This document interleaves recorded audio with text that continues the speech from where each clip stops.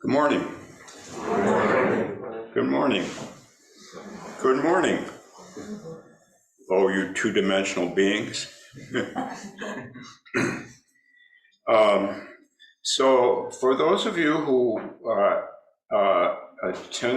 were here Tuesday, Wednesday, and Thursday day of Rahatsu, you may have this, what I'm going to say, memorized already. But if you do, all the more power to you. I'm gonna play around with it a little bit, but I'm going to talk about Huayan today, Huayan Buddhism, which I consider the philosophical basis for example.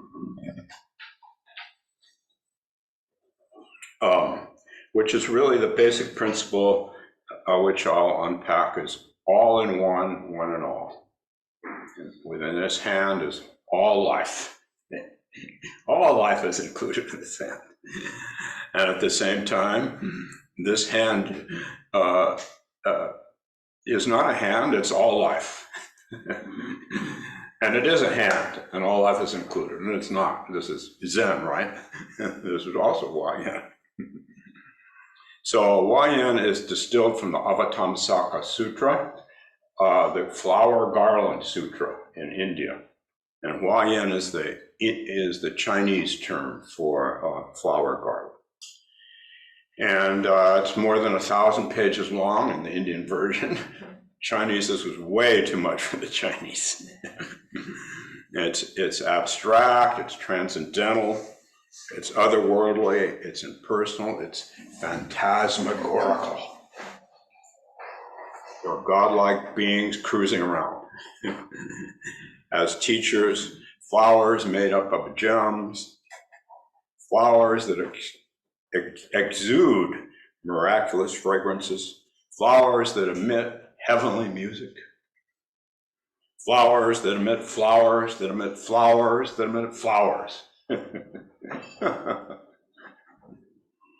And then there's something that appealed to the Chinese in particular, and that was the circle. The circular full moon, whose glow floods everything within the flower garden. So, as I said during my Rahatsu talks, the Heart Sutra, in a way, prepares us for Huayan. Although historically, I'm not so sure, but if we think about it from an intellectual perspective, it prepares us, because in the Heart Sutra we say, not this, not this, not this, not this, not this, not this, not this. And then at the end of the Heart Sutra, after we've negated everything and let go of all of our beliefs, all of our ideas about reality, we wake up, Bodhisvaha. We wake up, Bodhi, awake, Svaha, wonderful, wonderful, wonderful wakefulness, because we've cleared out our minds of all that stuff that we get caught on. And so that's the entree into Huayan. Because the negation of the negation of the negation is the entree into the affirmation of everything, everyone, as they are, as they are. But first we clear this out. We clear this out.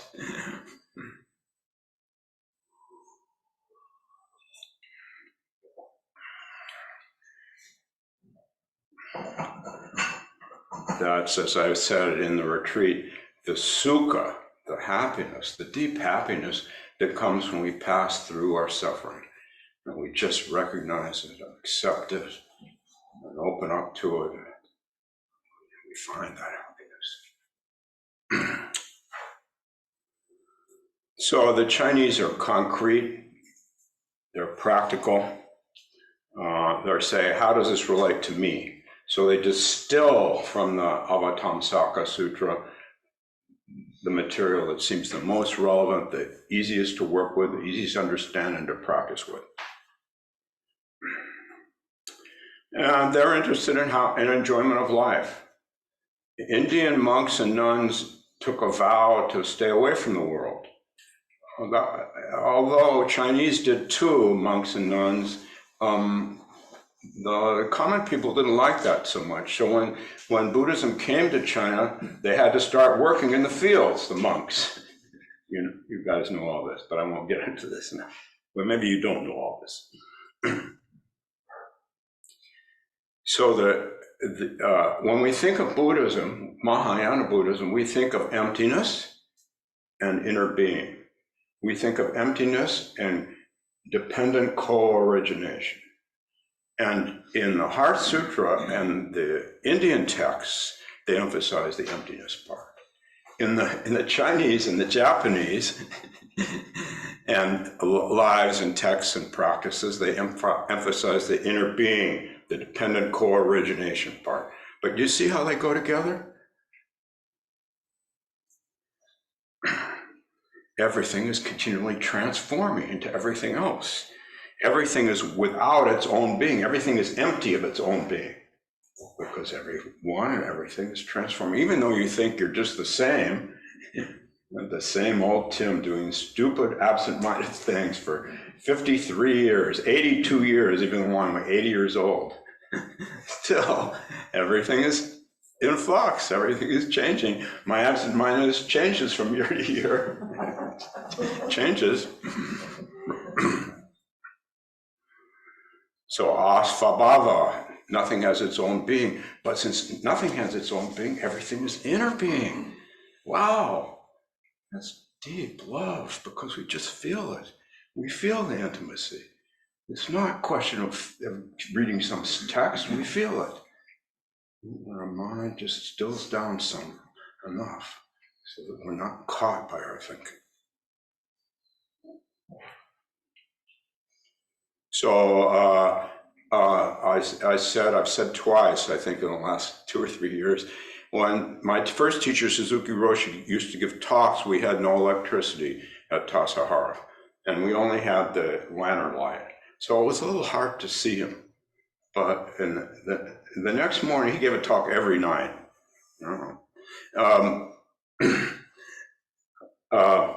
next morning, prior to work period, we would say, Linda and I would say to each other, was that a man or a woman talking last night? And she'd say, oh, that was a man, but the night before it was a woman.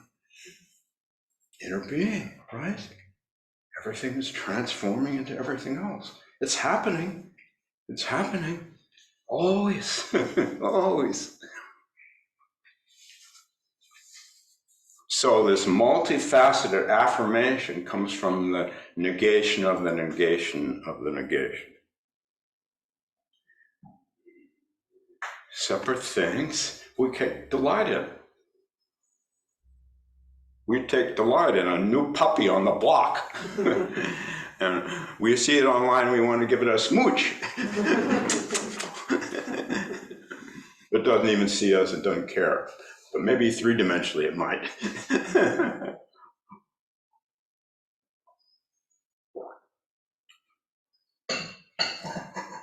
So, time is immediate and multi-directional, and circles expand infinitely. Interwoven ecological systems. All life is made up of interwoven ecological systems, right? There's an ecological system in here, there's one in this room, there's one outside, and then there's a huge ecological system that we're taking such poor care of. But we can still influence it because the part is not separate from the whole. So we can do it, we can still influence it. You don't need to get, everything's possible because the part is the whole. Without the part, the whole would not be what it is. It'd be something else, right? It'd be something else. Just little you. You are the whole. You are the whole, little you.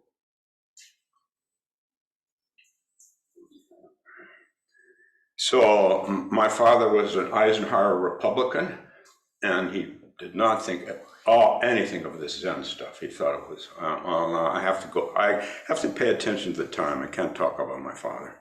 I would take most of the time. So, but He took, one of the wonderful things about him is he took me to the Sierra Nevada mountains every year, every summer. And he was scientifically oriented and believed in science. So I'm sure he'd be, I'm sure he'd be distressed by climate change. I'm sure he would. And he said to me when we went out to the Sierras, he said, if we want to feel our relationship with nature, Tim, you have to learn the shapes of the rivers and the mountains that you're passing through, because you and they are not separate. That's what my dad said to me, my Republican Barry Goldwater dad. But he had studied science. He knew about science. Science teaches us about, we didn't even, there was no word ecology then, but we learned about it, how everything connected with everything. Do you remember that?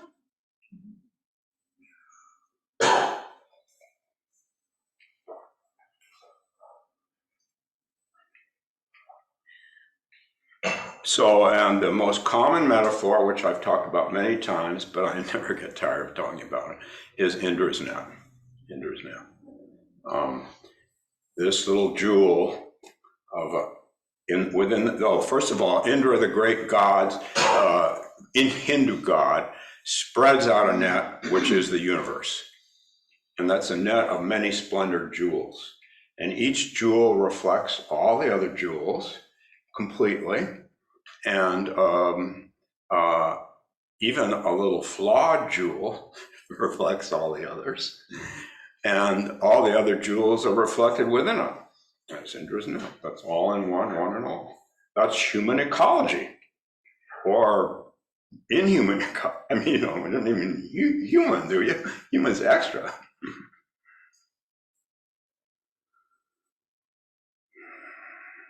And only when Tim is just Tim does he feel this. Or no Tim is just no Tim, does he feel this? Because if I'm trying to get some of the other jewels, I miss that I'm already reflecting them. If I try to withdraw from all the other jewels, I realize I forget they're already in me. They're always in me. I'm in them, and they're in me. That's why I am. Well, that's that, really.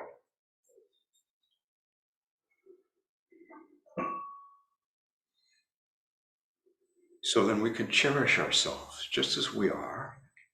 We can cherish ourselves. Yes. The more we cherish ourselves, the more we cherish others.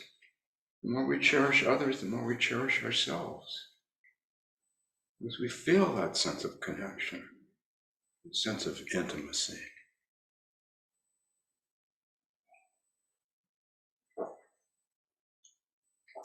So the narrator is made up of lots of different parts, right? Many different influences have coagulated to keep this narrator Tim going all these years. Many different influences, right? Recognizing and accepting the different parts is part of our practice. And we do this by doing stupid zazen, as Katagiri and Suzuki would say. And we'd ask them about a technique. No, stupid zazen. Because you just allow to be what is, and you open up in quietness to the parts of yourselves that have been sort of neglected, cut off. But you do it spontaneously, naturally. Well, you can do that. Go to a therapist too, but the problem with a therapist is you're trying to get something. There's nothing to get. You as a jewel are already reflecting all the other jewels. Well, you can go to therapy too, it's good. I used to be a therapist, I better say it's good.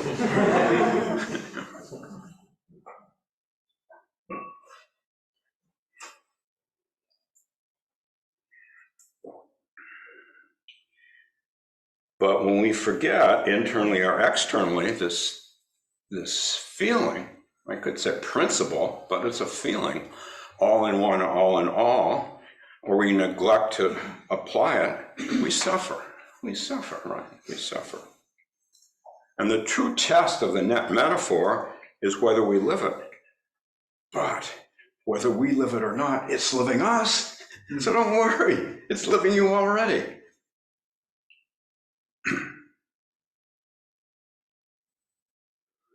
So I talked in the retreat about Siddhana, the Bodhisattva Siddhana, and he was a he at that point at least. His progress along the path, 4 parts. First, he didn't know what he was up to, and he met Manjusri, the Bodhisattva of wisdom, with this double-edged sword that cuts off our beliefs and our beliefs about our beliefs. And our no beliefs as well, because as soon as you say, I don't believe it, you're caught on I don't believe it, right? So he met Manjusri, and Manjusri then inspired him to try to practice so that he could move beyond being caught by his beliefs about the world and open up. Journey. So then he begins his journey to open up beyond the limitations of before and after, either or nor. Neither nor are important. Before and after are important, but beyond those limitations.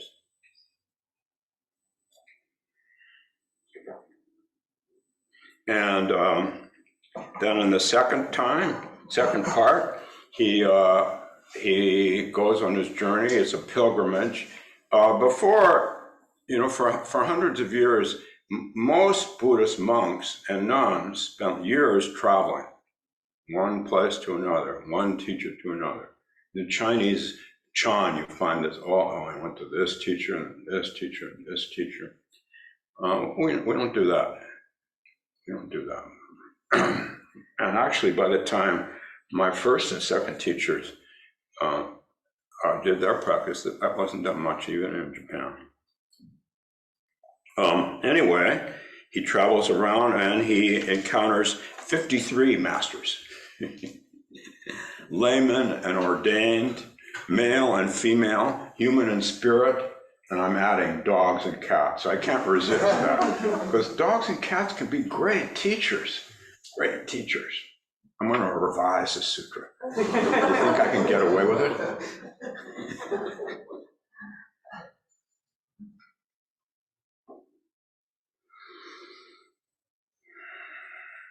So I had 3 Asian teachers who had a big effect on me, and 1 American teacher who had a big effect on me. And I practiced with them over the years. And supposedly, and I had some spirit teachers too, but I'm not getting into that. And then I had my wife, I had my cats, I had my kids, My deaf cat was my best teacher, but I won't get into that either. That's another story. She was my best teacher. Muffy was my best teacher.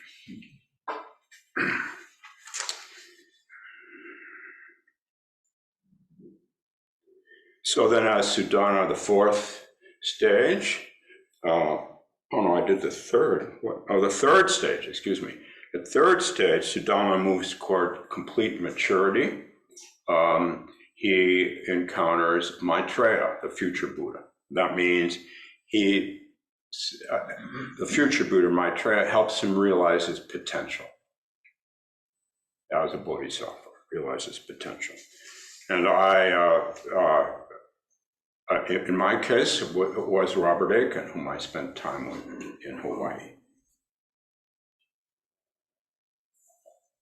And I sort of came away with these ideas about like having Sunday morning the way we're doing it because of my time with Robert Aitken, because he was very interested on how to make the Dharma accessible to ordinary Americans. And being American himself, it was easier for him than for a Japanese person. Japanese teachers tried hard, but our culture seemed kind of weird to them. Well, that's another story. So then he moves on to his final teacher, Samantabhadra, the Bodhisattva of great activity. And I talked about this the other day. I decided just the other day when I was ready for this talk, that my 4th teacher was my brother Chip, who committed suicide, who hung himself from a locked ward in a hospital. Now, how could he be my teacher? That's weird.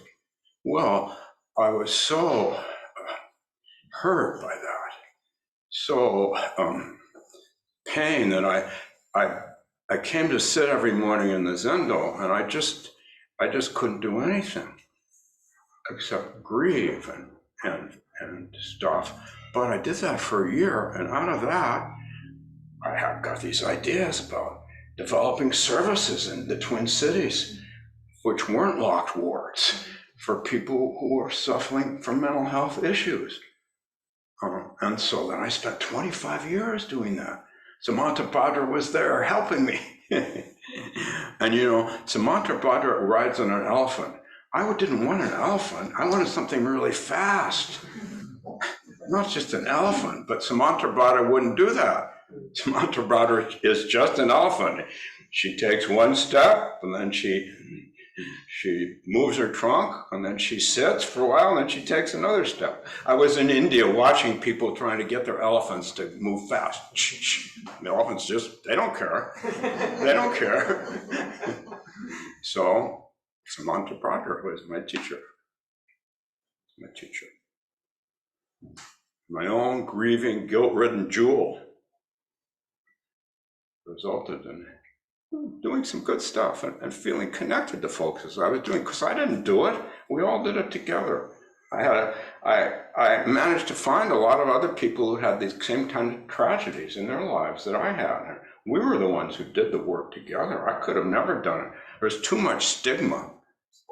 But if I had other people with me, the stigma would kind of, oh, he's got so-and-so, and so-and-so is prominent. Oh, yeah, okay.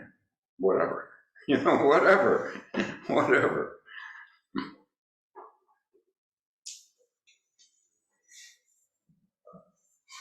So I give thanks to all beings who supported me in this journey, which is not a journey, just a journey to let the dust from my jewel fall away so that I can feel the wonderful reflection of all the others and help others.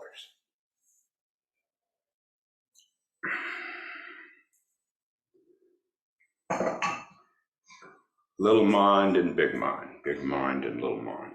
Lin Chi says, allowing the person of naked pink flesh to come forth, acknowledging and welcoming our private parts. In my case, a year of feeling my guilt, just acknowledging. And I guess not shame, just guilt. But guilt's enough. Yikes.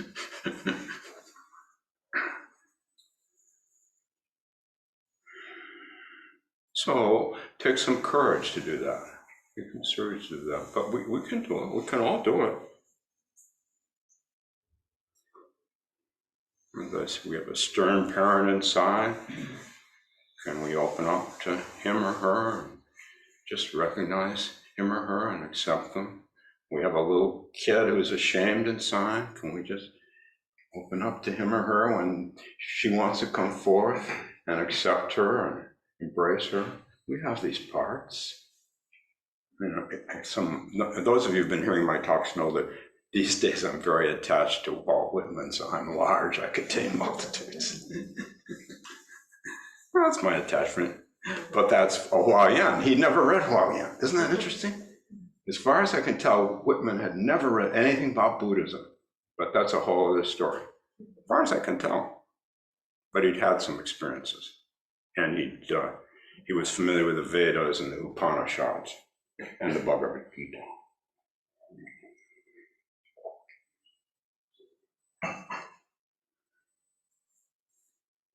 So this is how we get lighter. This is how we enlighten ourselves. We don't need some experience. We enlighten ourselves by noticing these parts within our internal ecosystem that have been neglected, and just gently opening up to them, gently breathing through them, gently aerating them in our meditation practice, and working with a mentor if we do that.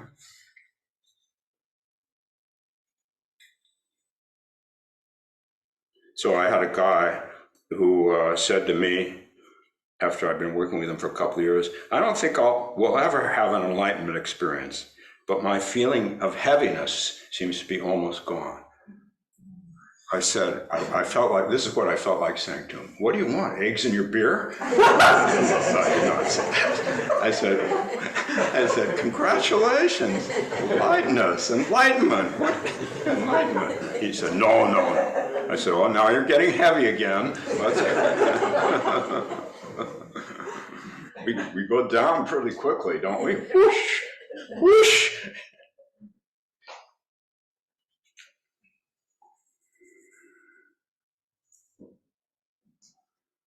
So Fatsang, the primary extoller of Huayan in China, says morality is the basis of unexcelled enlightenment. You should fully uphold pure morality. And what he meant was, if we feel the interconnection, we're moral. We don't want to hurt others. We don't want to hurt ourselves. The interconnection within us or outside, we're moral. We're moral. And he says, if people only think of the nature of the jewel and do not polish it, its various facets, they will never get it clean. So that's what we're doing in our zazen. We're polishing it, but not consciously. Polishing gets a bad rap and layers in because you're polishing to try to get something, but it polishes itself if you just allow the different parts to be what they are and aerate them with your breathing. They want to come up. They want to be acknowledged. They don't need to be indulged. Indulgence is not what this is about. It's about opening up to just whole being Buddha nature, whole being zero nature, whole being everything nature. So in the retreat, I'm going to do this again. Well, I probably won't do this again for years, but I might, who knows. I talked about 2 ways of polishing the jewel. And one way, of course, is zazen, is meditation. And there's so many different ways of meditating these days, so many different ways. And the dust begins to fall away and we feel a connection instead of a disconnection. We feel it.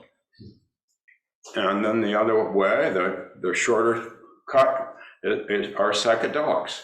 And I'm only talking about psychedelics again. I talked about them week before last because they're coming back. Therapists are using them now. One of my best friends who's a therapist is doing 2 years to get trained to use psychedelics with clients. Very interesting, very interesting. So I talked during the retreat about experiences I had. I only took psychedelics twice, after I had LSD twice, after I'd been practicing for some time. And the second time, both times I had to say I had a wonderful experience is not true because there was death and then rebirth into just this. That was wonderful. That was wonderful. And I actually had, not knowing anything about Huayan, I had a Huayan experience. I looked at my hands. Now when I look at my hands, they're all wrinkled, 79-year-old hands. Well, they're cool. They've got everything in them, all those wrinkles. Each of those wrinkles has all life in it. Anyway, excuse me. I looked at my hands. And I looked at them first with palms up and then with palms down. And I was just amazed that I felt all life, I saw all life pulsating between each of the fingers, within each of the fingers, which were mine. They were my fingers, and yet they were not mine because they belonged to everyone. And then I had a hallucination, and my teacher was there, and he said to me, well, this is good, but you can do this on your own. So I never took psychedelics again. My teacher said, I could do it on my own. Woo! Woo! You know.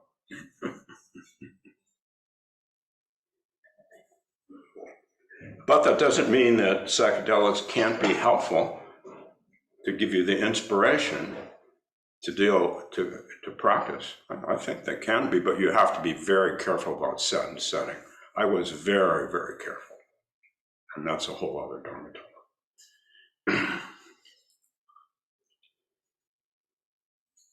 And YN, I titled this talk something about the extraordinary and the ordinary and the extraordinary.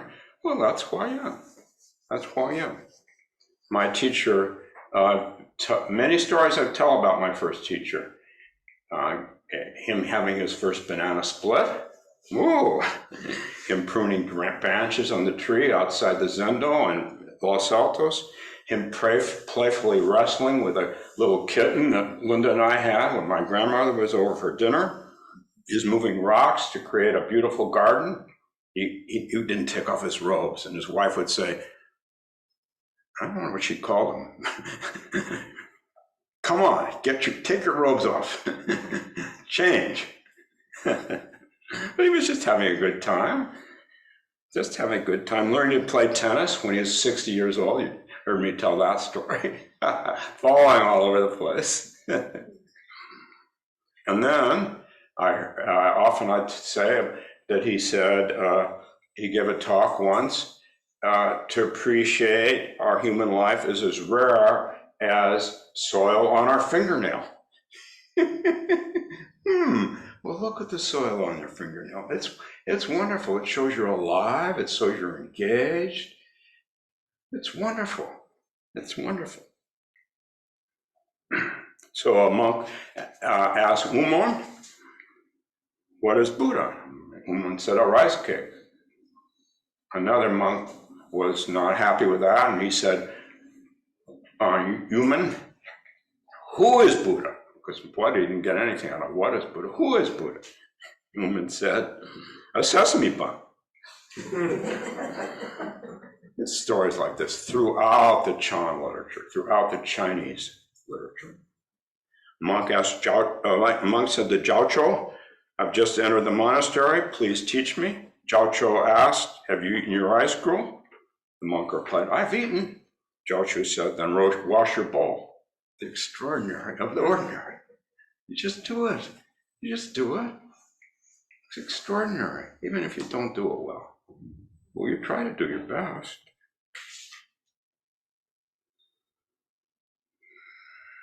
This is the golden age of Chinese Zen, or the golden age of Chan, Tang Dynasty. And here's Changsha in the 9th century. The entire universe is in your eye. The entire universe is your complete body. The entire universe is your own luminance. The entire universe is within your own luminance. In the entire universe, there is no one who is not your own self. YN. But we don't need YN, that's extra. We feel this. If we settle into our meditative lives, we feel this. And then we can create our own metaphors. Just living can be a metaphor. And Ralph Waldo Emerson says that in the 1900s, standing on the bare ground, my head bathed in the blithe air and uplifted into intimate space, all mean egotism vanishes. I become a transparent eyeball. You never heard of YM? I become a transparent eyeball. And often I call this resting on zero. You think of zero as being very cold, but it's warm. All life is a manifestation of zero. Without zero, there'd be no numbers. There'd be no numbers. So when I moved down here from northern Minnesota, where I was living what my father considered a very foolish life, and I considered a wonderful life. But you know, we all have different attitudes, right? I don't think I was right and he was wrong. I completely get what he thought. My father grew up in San Francisco, and he said, It's too cold in San Francisco. It's foggy. I'm getting out of here. So we moved 30 miles south to Palo Alto, where he raised his family, and we had sun every day. And here his oldest son moved to northern Minnesota. Jeez.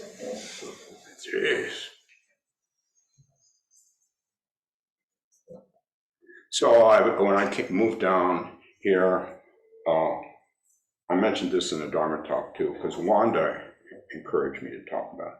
When I moved down here, I brought my beehive. I can't remember whether I brought 1 or 2 beehives. I had a pickup truck, and we were homesteading.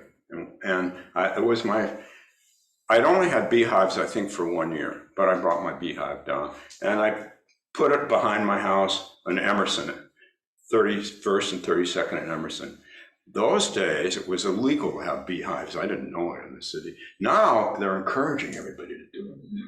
But I got busted for my beehive, big time. Had to pay a fine and got rid of it. And then about 10 years later, they were asking for beehives.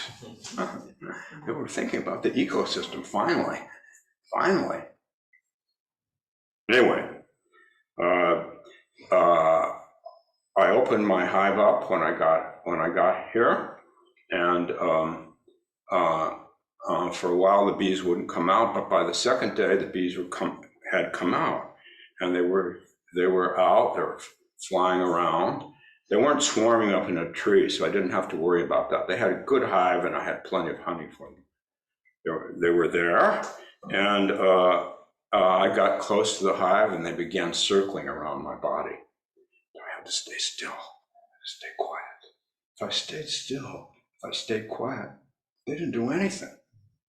Meaning they were just happy to circle around my body. You know, that's what bees are like. If you just, they don't want to get us. They don't want to get us. And they move so fast in the circle that they seem like a dust swirl around me. But as I looked carefully, maybe I was petrified, maybe I need to look carefully. I can't remember. I saw each individual little bee, the yellow colors, the brown bands, the dark to light striations in the body. And also when I just let my gaze broaden, it was just one flow. So, like the bees, each of us has our own specific markings which make up this wonderful flow of life. And I know you don't like your markings. I don't always like my markings either, but they're pretty cool. Without your markings, you wouldn't have this wonderful hive of life that you're always inhabiting. You're always inhabiting this hive.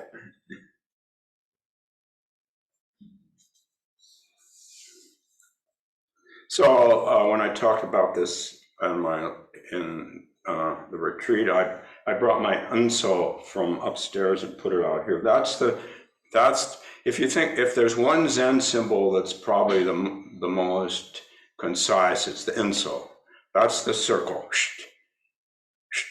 And calligraphers keep doing it over and over again till they get a good one. And I don't exactly know what the difference is between a good one and a bad one. But I know even my first teacher was studying calligraphy and practicing the enso. So there's the circle of life. Indra's net, the flower garden.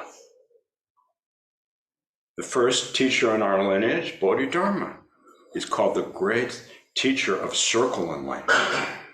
The third ancestor in our lineage, Songsan, in his Faith and Heart Mind, he says, a circle like vast space, lacking nothing in excess.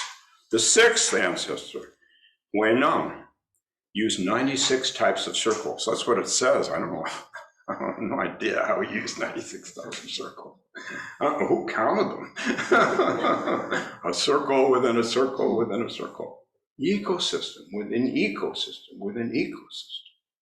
Let's take care of these ecosystems. Let's take care of the one inside of us and the one outside. They're related to each other. Really, if we do one, it's easy to do the other one. It doesn't matter where we start. We can start everywhere, anywhere, and everywhere, because it's all. That's what this is. Inner being, inner being.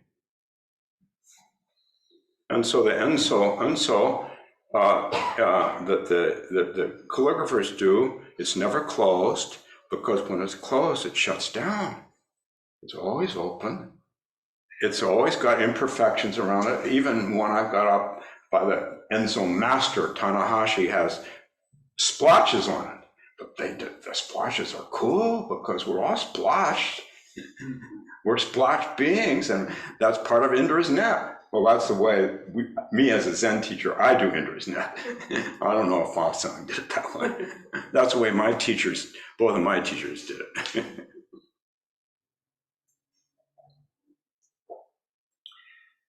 So as soon as we clamp down on some idea about who we are, who they are, the circle closes and it gets tight,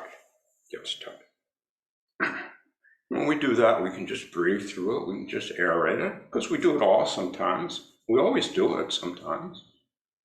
And then it opens, So when my first teacher, Shinryu Suzuki, died, I was not there. I was in this place that my father thought I should have just gone to Mars. He said, if I was going to go to Minnesota, why don't I at least, that's what he said. So my sister said. Anyway, that's a whole different. Anyway, Suzuki was dying. I was not here. I was in my first teacher. I was in northern Minnesota, and I heard about this from my friend, and later I read it in the big book by David Chadwick. When he was dying, he died of cancer. Both Kadagiri Roshi and Suzuki Roshi died of cancer young, much younger than me, much younger.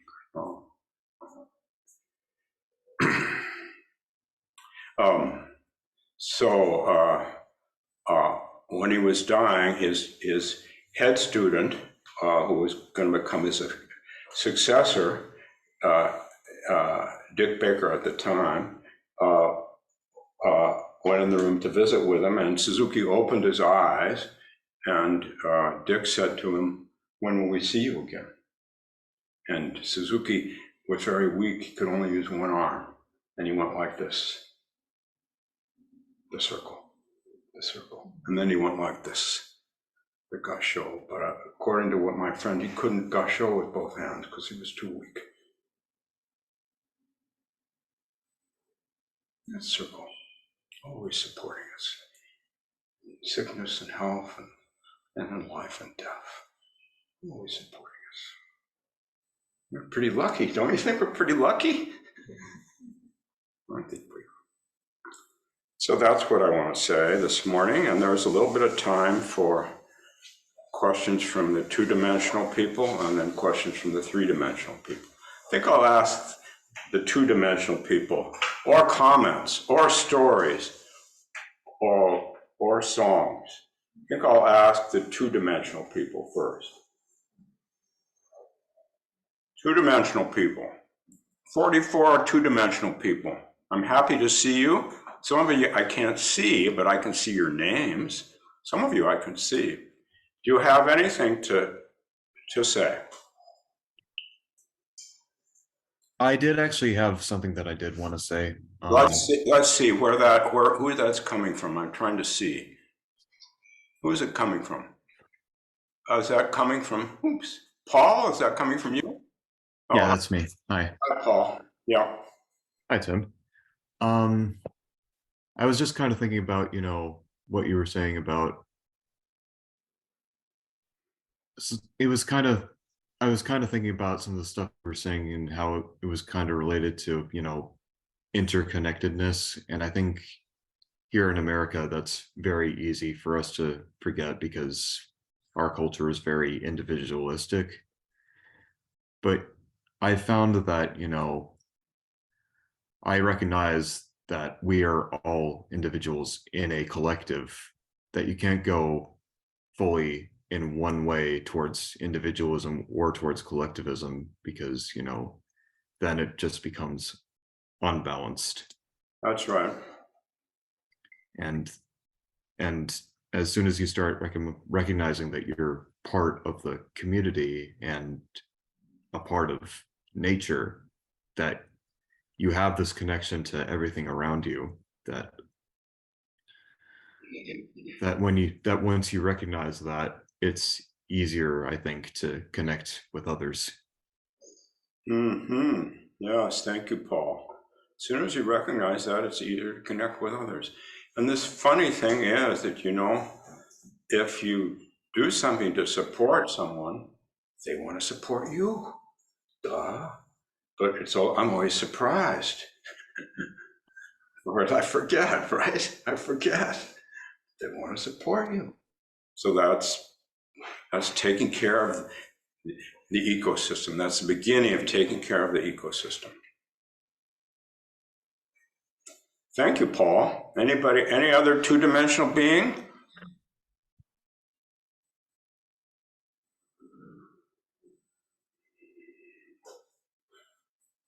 All right, I'll turn it over to the three-dimensional beings. What three-dimensional being would like to share something or ask something?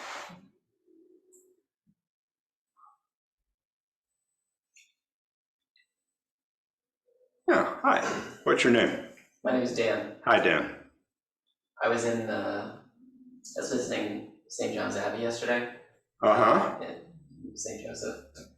And I'm thinking about the ENSO that you're talking about. And I've always been very moved by the fact that it's done in ink on plain paper and therefore is evident of, you know, all the particularities of the human who created it at that moment. Yeah. And it's, you know, indelibly marked.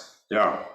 And at St. John's, they have an illuminated Bible that was created recently. It was, you know, the first commissioned illuminated Bible in 500 years, apparently.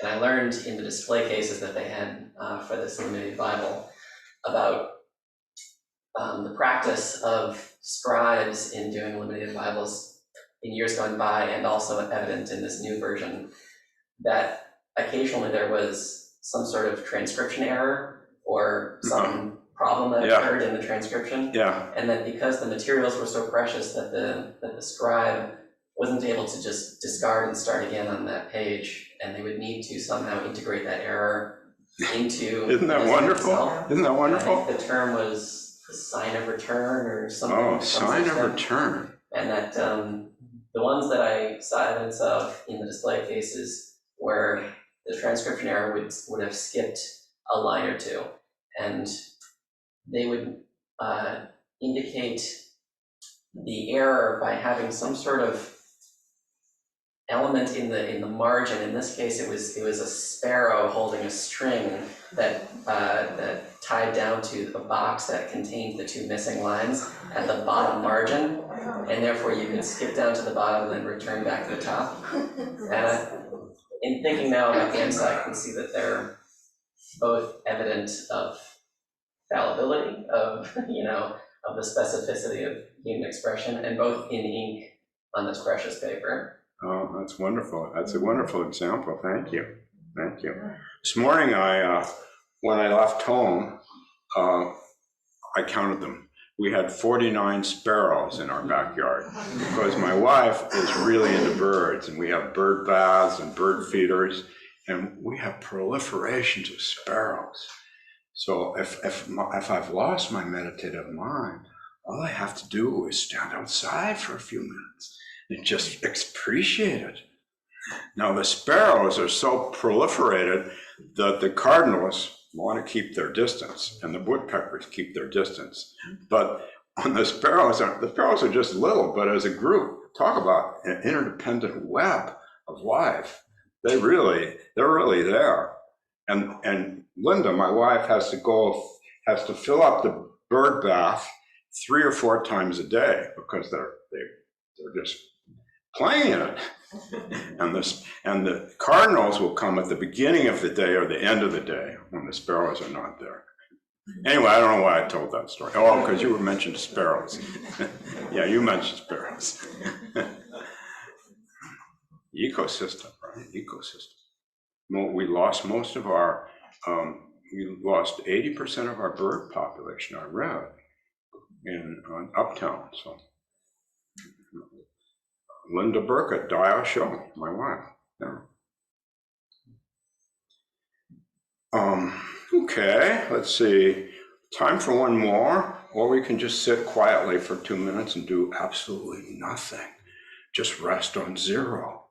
What would you like to do? An awkward question. Sure. I don't know how to ask it, is why it's awkward.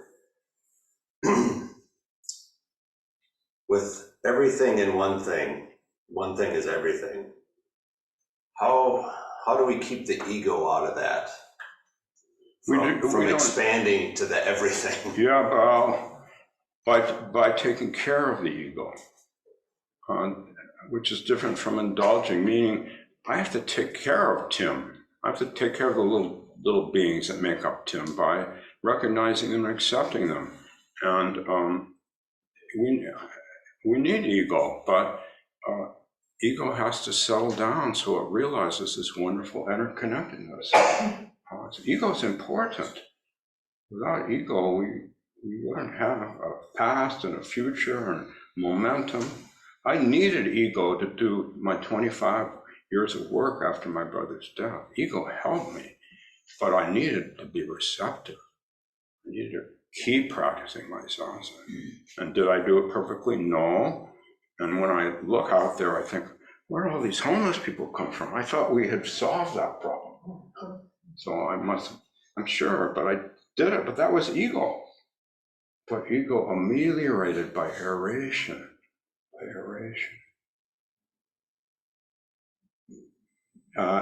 not ameliorated, I don't know if that's the right word. Ego aerated by aeration, aerated by our breathing.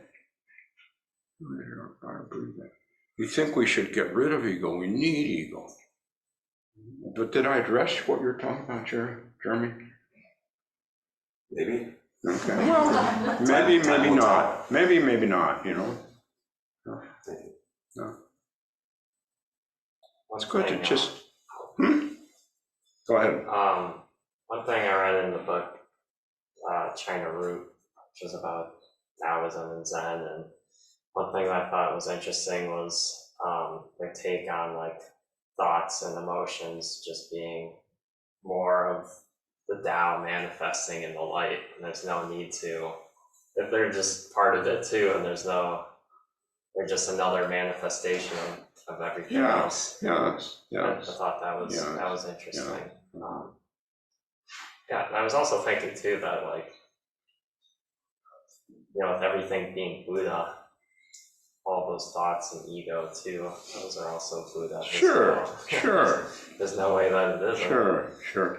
We so get into, if we're spiritual aspirants, and you guys wouldn't be here if you weren't, we get into wanting to do what I call spiritual bypassing. Have you heard me use that term before? But we just have to take care of ego. Just have to take care of it. I see no choice, because ego is part of this wonderful jewel that reflects all the other jewels. What did you mean by spiritual bypassing? I can't hear you. What did you mean by spiritual bypassing? Oh, gee, it's hard. 10:57.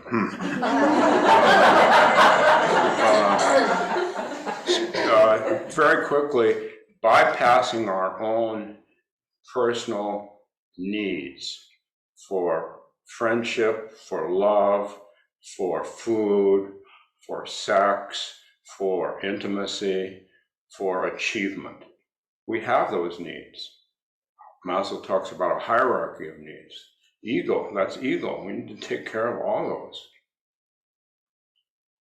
Okay, now I have to say thank you all. Enjoy your net experience for the next whatever, as I will enjoy mine.